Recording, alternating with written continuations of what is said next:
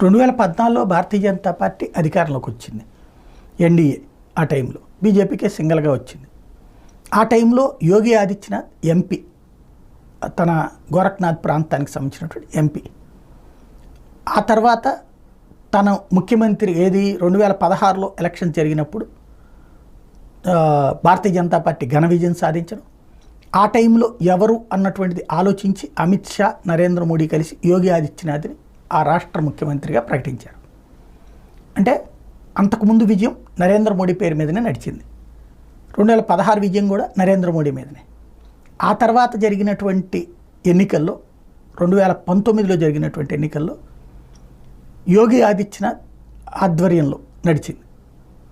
మళ్ళీ ఘన విజయం సాధించింది. సీట్లు తగ్గినాయి, కానీ ఓటు శాతం 1% పెరిగింది. అది కూడా సీట్లు ఎందుకు తగ్గినాయి అంటే అక్కడ కాంగ్రెస్ విడిగా పోటీ చేస్తూ లోపాయకారిగా సమాజ్వాదీ పార్టీతో ఒప్పందం చేసుకుంటే సమాజ్వాదీ పార్టీ